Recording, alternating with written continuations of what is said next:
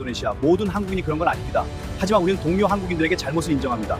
우리는 수십억 원의 손실을 입었습니다. 많은 시민들이 한국 방문 계획을 취소했기 때문입니다. Satu komentar rasis yang menyebut Indonesia, monyet, meledak jadi badai internasional. Asia Tenggara bersatu, boikot menggema, dan Korea Selatan dikabarkan merugi miliaran. Semua bermula dari satu kalimat di internet yang dianggap sepele.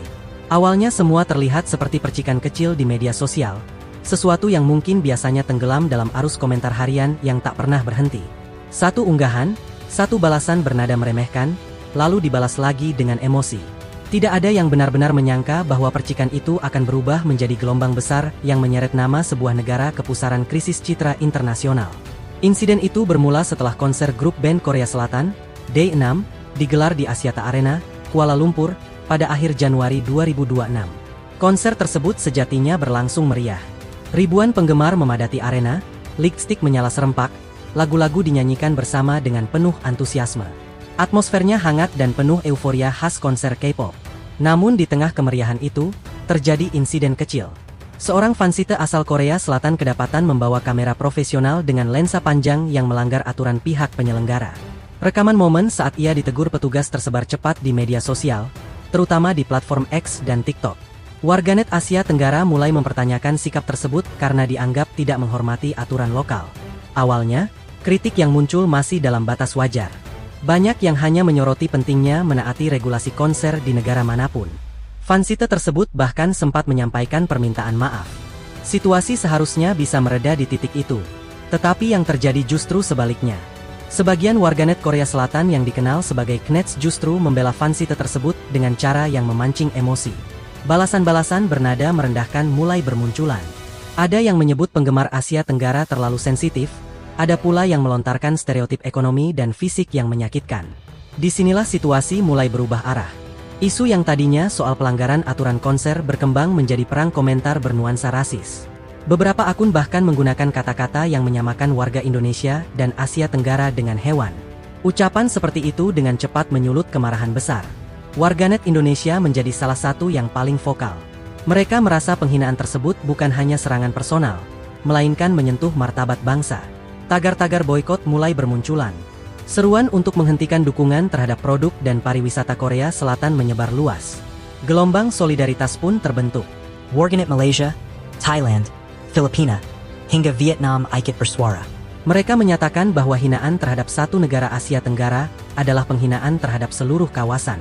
Dari sinilah istilah solidaritas digital Asia Tenggara mulai ramai dibicarakan. Yang mengejutkan, dukungan juga datang dari luar kawasan. Warganet Eropa seperti dari Jerman, Prancis, dan Belanda ikut mengecam komentar rasis tersebut.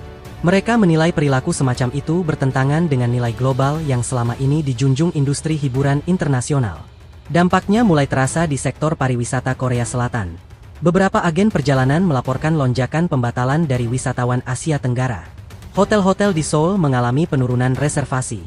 Destinasi populer seperti Jeju dan Busan disebut mengalami perlambatan kunjungan grup tour. Menteri Kebudayaan, Olahraga, dan Pariwisata Korea Selatan, Yoo In-chon, akhirnya angkat bicara. Ia menyatakan penyesalan atas insiden yang terjadi dan menegaskan bahwa komentar rasis tidak mewakili seluruh rakyat Korea Selatan. Namun ia juga mengakui bahwa citra negara mereka sedang menghadapi tantangan serius. Industri K-pop yang selama ini dibangun melalui diplomasi budaya ikut terseret dalam pusaran. Perusahaan besar seperti YG Entertainment dan HYBE Corporation selama bertahun-tahun menanamkan investasi besar di pasar Asia Tenggara. Konser di Jakarta, Bangkok, dan Manila selalu menjadi bagian penting dari ekspansi global mereka. Fakta bahwa Asia Tenggara adalah salah satu fondasi pertumbuhan K-pop kembali diangkat oleh banyak pengamat. Sebelum menembus pasar Amerika dan Eropa, K-pop bertumbuh pesat berkat dukungan fanbase di Indonesia, Thailand, dan Filipina. Album fisik terjual jutaan kopi, streaming melonjak tinggi, dan media sosial dipenuhi promosi organik dari penggemar. Isu ini bahkan sampai terdengar ke level industri global. CEO Lucian Grainge dari Universal Music Group disebut memberikan perhatian serius terhadap dinamika tersebut. Industri musik internasional menilai bahwa sikap arogan dan rasis dapat merusak ekosistem kolaborasi lintas negara. Di sisi lain, warganet Asia Tenggara juga tidak sepenuhnya bebas dari serangan balik. Beberapa influencer Korea mengaku kolom komentar mereka dibanjiri ejekan. Stereotip tentang operasi plastik dan hinaan fisik bermunculan. Lingkaran kebencian pun semakin melebar. Situasi ini memperlihatkan betapa rapuhnya reputasi di era digital. Satu komentar bisa dikutip, dibagikan, lalu diperbesar berkali-kali lipat dalam hitungan jam. Algoritma media sosial mempercepat penyebaran emosi, membuat konflik terasa lebih panas dan lebih luas dari yang sebenarnya. Kasus ini juga menyeret nama musisi Indonesia ketika sebuah unggahan menghina grup lokal dengan narasi merendahkan latar belakang ekonomi. Publik Indonesia melihatnya sebagai serangan yang tidak relevan dan tidak berdasar. Reaksi keras pun tak terhindarkan. Padahal dalam beberapa tahun terakhir, kolaborasi lintas negara justru semakin intens. Contohnya kolaborasi antara rapper Korea Loco dan penyanyi Indonesia Feby Putri yang mendapat sambutan positif. Hal ini membuktikan bahwa musik dapat menyatukan tanpa memandang batas negara. Indonesia sendiri memiliki banyak talenta global. Nama-nama seperti Agnes Mo, Nicky, Rich Brian, Anggun, hingga Putri Aryani telah membuktikan bahwa kualitas tidak ditentukan oleh asal negara. Perang komentar ini pada akhirnya memperlihatkan dua sisi wajah internet. Di satu sisi, ia bisa menjadi ruang solidaritas lintas negara. Di sisi lain, ia juga bisa menjadi medan pertempuran identitas yang melelahkan. Pemerintah Korea Selatan dihadapkan pada tugas berat memulihkan kepercayaan publik internasional. Bukan hanya soal angka kunjungan wisata, tetapi juga soal menjaga keberlanjutan soft power yang telah dibangun selama 2 dekade terakhir. Bagi Asia Tenggara, momen ini menjadi simbol bahwa suara kolektif memiliki dampak nyata. Ketika satu negara merasa direndahkan, yang lain dapat berdiri bersama sebagai bentuk solidaritas kawasan.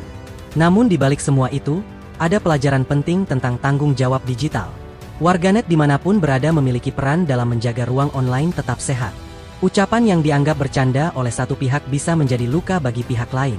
Konflik ini juga memperlihatkan bagaimana ekonomi dan reputasi kini saling terhubung erat dengan opini publik daring. Pariwisata, industri hiburan, hingga kerja sama budaya dapat terdampak oleh dinamika yang awalnya hanya terjadi di kolom komentar. Di era globalisasi, tidak ada negara yang benar-benar berdiri sendiri. Industri kreatif tumbuh karena kolaborasi dan dukungan lintas batas. Ketika sentimen rasis muncul, ia bukan hanya menyerang individu, tetapi juga mengancam fondasi kerja sama tersebut. Waktu akan menentukan bagaimana kedua belah pihak memulihkan situasi. Permintaan maaf, klarifikasi, dan dialog menjadi kunci untuk meredakan ketegangan. Tanpa itu, luka digital bisa bertahan lebih lama dari yang dibayangkan. Yang jelas, peristiwa ini menjadi pengingat bahwa kekuatan solidaritas Asia Tenggara bukan sekadar slogan. Ia nyata, terlihat, dan memiliki dampak yang bisa dirasakan hingga ke sektor ekonomi. Bagi Korea Selatan, tantangan terbesarnya kini adalah memastikan bahwa industri budayanya tetap menjadi jembatan, bukan sumber perpecahan. Reputasi global dibangun melalui rasa hormat dan empati. Dan bagi dunia, kisah ini menjadi cermin bahwa di era internet, batas antara dunia maya dan dunia nyata semakin tipis. Satu kalimat bisa berubah menjadi gelombang besar yang mengguncang hubungan antar bangsa. Pada akhirnya, konflik ini bukan hanya tentang konser, bukan hanya tentang komentar. Ia tentang martabat, tentang identitas, dan tentang bagaimana masyarakat global belajar hidup berdampingan di ruang digital yang sama.